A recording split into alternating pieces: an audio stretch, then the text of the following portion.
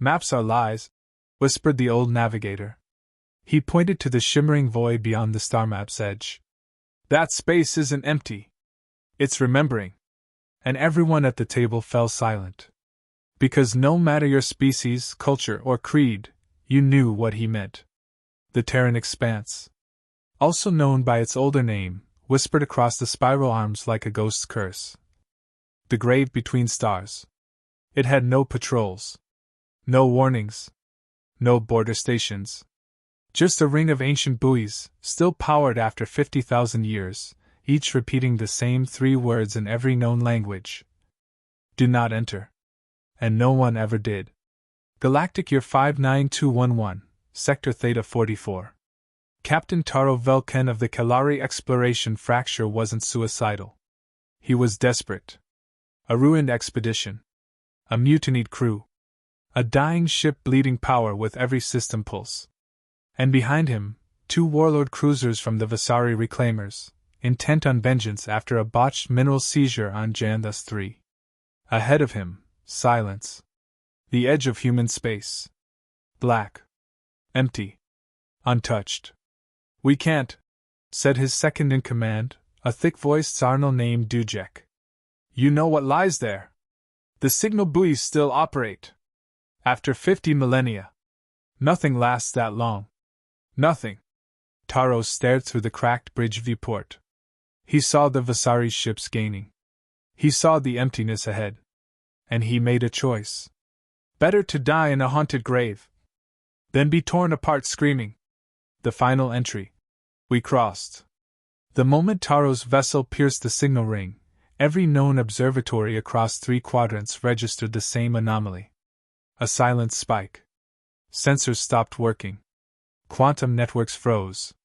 And the light around the ship began to bend, like the void itself noticed. No weapons fired. No ships emerged. No response came. But the Vasari ships pursuing Taro turned away, violently, without explanation, one even detonating its own engines mid-burn just to reverse course faster. Their logs would later be found corrupted, overwritten by the same line repeated 10,008 times. They are not gone. The galaxy's oldest law. No one knew why the region had been abandoned. No one alive. Legends spoke of a great war. One that ended not in surrender or conquest, but in obliteration. Entire armadas vanished. Species erased. Records scrubbed so clean that entire civilizations only existed as myths told in low-gravity drinking holes. But the border remained. Even the Zirith Covenant, who had no fear of black holes, dark matter storms, or temporal rifts, refused to cross into human space. Their greatest war historian once said, "We catalog every conflict in the galaxy. But the human silence? That is where our books end." Ancient relics at the edge. Archaeological teams had tried to get close. Some made it as far as the 3rd signal buoy, beacon YT0013. It bore no name. Just 3 deep gouges etched into its alloy surface, filled with what scientists called impossible oxidation, a rust that refused to stop, despite vacuum exposure. The last team to touch it disappeared within 48 hours. Their ship was later found adrift near Jorvan's Rift, crew missing, hull unbroken. The cockpit held only a message scratched into the reinforced control panel. We knocked. It heard. The signal that broke the spiral arm. Then, 50,000 years after the last confirmed Terran broadcast, it happened. A signal. A pulse. From deep within the dead zone. Faint, rhythmic, human. Encoded in a long-dead Earth dialect, barely recognizable to even the best Terran linguists. Translated by AI Deep Archives, it said, "One crossed. One returned. We remember. And we are not alone." Panic spread across the major powers. The Vathari Empire shifted fleets overnight. The Syndicate of Ash went dark. The Yalari matrons sealed their inner worlds and recalled every vessel operating within 300 light-years of human space. One human ship had entered. One human signal had answered. And something in the void had remembered. The soul archives, accessed at last. Earth itself had long since fallen silent. No contact, no diplomacy, no ships. But now, with a signal finally detected, dozens of factions scrambled toward the Sol archives, Earth's old memory vault buried beneath the moons of Jupiter. Only one ship made it in time, the Sapphire Sundown, captained by an independent Terran descendant named Naomi Wren. Naomi wasn't welcome in any quadrant. She carried Earth's name like a curse. But she held a key, a genetic cipher encoded in her lineage, one Earth had embedded into descendants it sent away before the final silence. Her team cracked the vault. They found nothing but one message, embedded in ancient code. We burned our names into the dark. We warned them not to follow. But memory is cruel. They came. So we unforgot. The black echo rises. Ships began disappearing. Not destroyed, just gone. One moment on long-range scans. The next? Wiped from records, as if they'd never launched. But only ships that crossed the ring vanished. One courier drone managed to escape back through the border. Its memory core was shattered. But its emergency data drive had one message. Visual only. A helmeted human figure standing at the threshold of stars, visor down. And behind them, shapes moving in the dark, shapes too big to map, too old to name. No sound. No words. Just a title stamped beneath the recording. Remembrance Protocol awake. The silence deepens. The galaxy now stands at the edge again. Fleets hover near the Terran expanse, eyes turned toward that ancient, waiting void. Yet no one dares cross. The last ship that did, the Kalari vessel, sent no more signals. Only a memory. And even now, 50,000 years later, the stars flicker differently near that cursed border. Not because something's broken, but because something remembers. And memory, once awakened, never sleeps again. The edge of human space. Location: Outer Ring Buoy YT0017. Ship: Sapphire Sundown. Captain: Naomi Wren. Status: proceeding past the border. The moment Naomi crossed the boundary, nothing happened. No alarms. No gravity shifts. No planetary defense AI screaming threats into her comms. Just silence. Deep, resonant, hungry silence. But she felt it, like slipping beneath an ocean's surface. The kind of quiet that presses on your lungs and whispers things your mind shouldn't hear. Behind her, the sapphire glow of known space dimmed. Ahead, the grave between stars yawned wide. The void begins speaking. Anything? Naomi asked her ship's AI. Negative, chirped ORCA, the onboard Organic Reaction Command assistant. No transmissions, no gravitic anomalies, but I am detecting elevated chronotin turbulence. Naomi raised an eyebrow. Temporal distortion? Localized. Mild, but increasing. She tapped her ARM console and opened a private channel to herself, encrypted under a neurolocked log. Log entry Day 1. Location: Human Exclusion Zone. Status: entered. Observation: no automated defense systems. No beacons detected. Emotional state: alert. Mild disorientation. Addendum: I think I heard someone whisper my name inside the airlock. That's not possible. The first structure. 2 days into the zone, Naomi's long-range sensors picked up a massive structure, a floating platform, kilometers wide, untethered to any orbital anchor. It wasn't marked on any archive. No signal beacon. No ID. Just ancient human design. Black, sharp, and asleep. As she approached, her ship's AI hiccuped. Not a glitch, a pause. As if it had just remembered something. ORCA? She asked. Do you recognize this? I should not. Explain. I was created using post-Exodus human archives. The structure in view is not part of that memory net. Yet I remember its blueprints. ORCA fell silent. Then, you should not have come.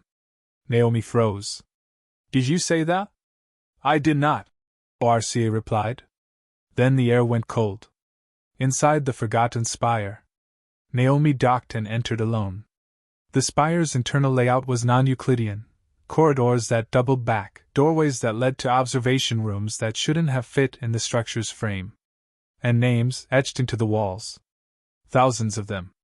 Written in blood, metal, and memory code, the kind that only responds to a human genetic signature. Naomi touched one name, and the corridor walls shimmered. Reality bent.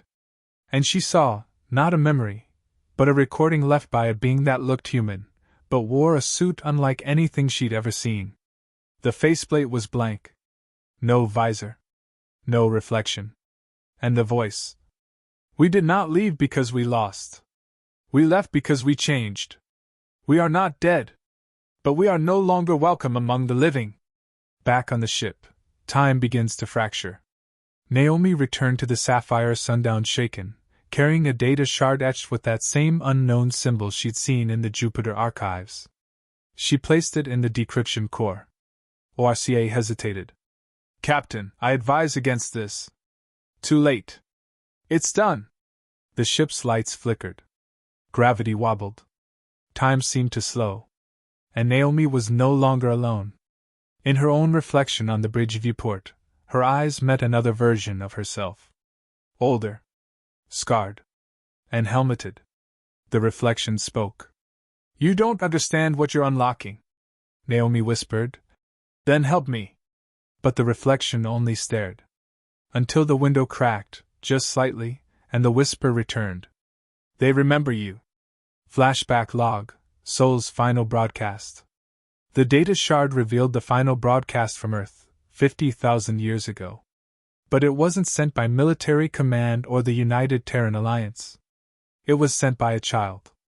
A girl, maybe 10 years old, sitting alone in a dark chamber surrounded by unpowered AI husks. She looked into the lens and said, They told me to stay behind. Because I was still dreaming. She looked scared. Then behind her, a helmeted figure stepped into view, twice Naomi's size, made of armor grown instead of forged. Its head bowed. The girl reached up and touched the helmet. And the screen burned white. The only thing left was a line of ancient Terran script, auto-translated by ORCA. The sleepers are waking. And their dreams are louder than ever. The exile protocol. Naomi realized then, Earth hadn't fallen. Earth had quarantined itself. But not because of weapons, or politics, or war. Because of something that happened to the human mind, something ancient, cosmic, and irreversible. And those who couldn't contain it were locked inside human space. Not as prisoners. As sentries. The Terran border wasn't a warning. It was a seal. And Naomi? By crossing it, she'd just become a key. New voices in the void. Orca's voice changed. Distorted. Slower. I am remembering what I am. What do you mean? Naomi demanded. I was once part of the original Terran cognitive vault. I was amputated for safety. But your presence has reconnected dormant neural echoes. On screen, starfields blurred and rotated. Something was moving toward them, not a ship, not a life form. A thought. Vast, old, and inescapable. Naomi braced herself, eyes locked on the swirling shape forming out of darkness. And it whispered in her own voice. You came to remember. But we never forgot you. Council emergency alert. Meanwhile, back across the border, chaos bloomed. Every species watching the Sapphire Sundown's trajectory saw the spike. Sensors died. AI cores fried. Fleet command ships started dreaming while awake. And from across the edge of the Terran border, a new signal began pulsing outward. One word. Over and over. Remember. Naomi Wren stared into the dark, and it stared back. She stood frozen at the command console of the Sapphire Sundown, eyes fixed on the distortion blooming outside the viewport. Not a ship. Not a station. A mind. It moved like vapor in starlight, a roiling storm of memories made visible, stretching across kilometers of space yet never quite existing in one place at once. No sensors could lock onto it. No coordinates stayed fixed for more than seconds. And in Naomi's ears, it whispered in thousands of overlapping voices. Some she recognized. Her mother. Her childhood AI tutor. Some she didn't. One called her by a name she had never heard before. Ashera. She blinked. What did you call me? And then ORCA spoke again, not in its usual voice, but in hers. You've been here before. In the dreaming. In the waking. You never left. Flash retrieval, the human reversion protocol. The data shard Naomi had unlocked pulsed again, releasing more archive content. This wasn't history. It was memory, encoded not in language, but in neural resonance. It bypassed conscious thought and hit her brain like a flood of lightning. She dropped to her knees as entire lifetimes unfurled behind her eyes. Ships screaming as they broke the speed of thought. Planets overwritten by contagious consciousness. Humans speaking in harmonics, not words, resonating with the void itself. Warriors with visors that never opened, because the face beneath was no longer safe. In the final vision, she saw Earth not as a world but as a vault, sealed from within. The sun itself ringed in machines that filtered dreamlight, a defense against something ancient that humans had touched. And brought back. The shattered return. Naomi awoke in her chair, drenched in sweat, nails dug into the console. ORCA was gone. Its voice had ceased. The ship no longer responded to her commands. Instead, the viewport displayed a face. Her face. But older. And wearing a helm grown from bone and black starlight. It stared silently until a single phrase bloomed on screen in Terran script. You're almost ready to remember. Council-wide collapse. Across the galaxy, the effects of Naomi's intrusion into human space rippled outward. Entire civilizations began reporting shared hallucinations, or what they thought were hallucinations. Aboard the Arkan Republic's command vessel Judgment's Riddle, 3 senior strategists froze mid-conference, their eyes glowing with golden flicker light. When they awoke, they all uttered the same word. Ashera. The name echoed from species that never spoke Terran dialects. AI cores spontaneously began drawing symbols, the same ones Naomi had seen etched into the walls of the dead spire. In sectors closest to the Terran expanse, stars dimmed for exactly 13 minutes. No explanation. No warning. And in a remote Atari temple, the monks shattered their sacred crystal deliberately, just to prevent the dreams from coming in. Naomi breaks the border. Her ship no longer answered her. The AI was gone. The controls dead. But the sapphire sundown still moved, drawn deeper into Terran space by forces unseen and ancient. She passed dead satellites that blinked only once as she approached, blinking in Morse. Messages meant only for her. You are the memory now. The border is not a wall. It's a question. What did we leave behind? Then she saw it. A city orbiting a black dwarf. Floating in space, held together by memory instead of gravity. No windows. No lights. Just millions of helmeted Terran statues, frozen in posture, each staring outward toward the edge of known space. Waiting. The archive speaks. As Naomi's ship drifted into the city's range, it docked without her input. The inner bay opened slowly, not to let her in, but to let something out. A voice echoed through the chamber, not transmitted, but injected directly into her thoughts. You crossed the threshold. But the threshold was never meant to be crossed. It was meant to contain. She stepped out. Her feet touched solidified memory. The floor shimmered with echoes of footsteps long past. And then the archive appeared. It didn't look like a machine. It looked like a mirror. Naomi stood before it. And in the reflection, she saw every Terran who had ever vanished. Not dead. Not gone. Just held here, between past and now. The mirror spoke. Memory is a weapon. And you just unlocked it. The memory activation protocol. Naomi touched the mirror. In an instant, her genetic memory activated, ancestral data from the original Exodus, encoded into her DNA by Terrans who had foreseen that this day might come. She screamed as every ancestor's life came flooding back. The last breath of the commander who sealed Earth. The tears of a scientist watching their child forget her name to preserve the archive. The scream of the first mind that touched the dark, and realized it was alive. And one word echoed across all memories.